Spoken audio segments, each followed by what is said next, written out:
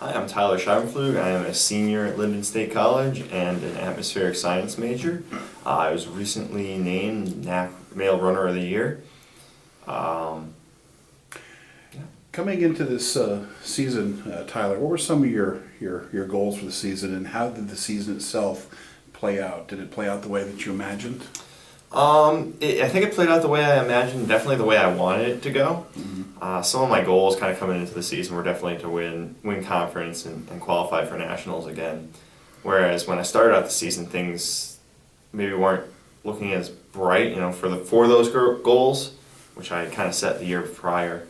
Coming off the summer, I had dealt with a lot of different injuries and it was a little bit rough. So once I got over those, it was game on. Okay. And as you 2 weeks ago, as you approached the finish line, what thoughts were going through your head as you began to realize you'd be named NAC Runner of the Year?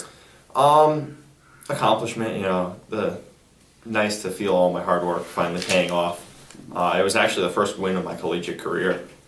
So in the 4 years that I've been here, that's the first time I've even won a race, which was a cool feeling, especially going out and being able to just cruise in and really take it all in and enjoy it. And it was a lot of fun. And felt good and ready to move on. Mm-hmm.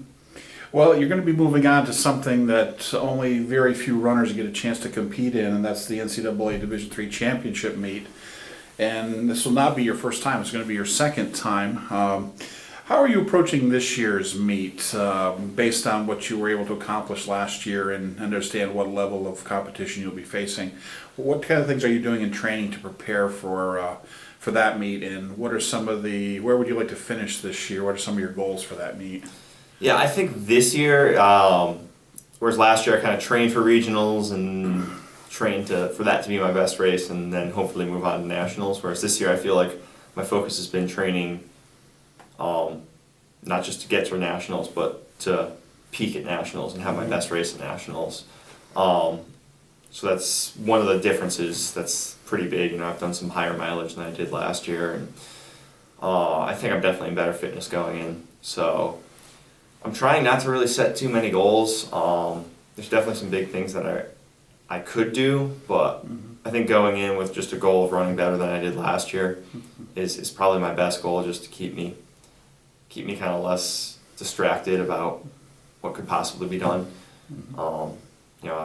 Everyone wants to float around the word All-American, and it's hard for me to really think about that too much because that's so big, and that would, I think, really make me a little nervous.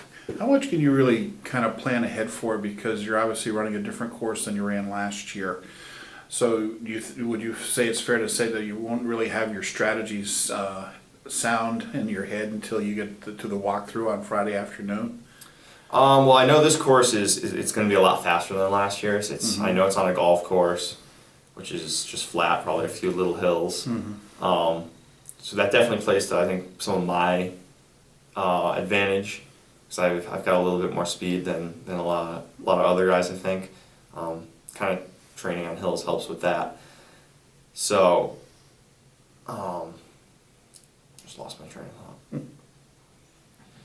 But yeah, once you get and see the course, I'll have definitely a better idea of what the goal will be. But with those national races, you never know how it's going to go. Looking back at your career here at Lyndon State College, how was the student-athlete experience to you at Lyndon? And if some student were to come up to you and said, I plan on going on to compete at the Division III level as a student-athlete, what kind of advice would you give that person? D3, it can be tough, because whereas when you make the choice to go to D1, athletics come right behind being a student, and there's a lot of things that are there to help you and assist you, and as like scholarships and things like that. Whereas D3, we're not given those luxuries of a scholarship and all these other things.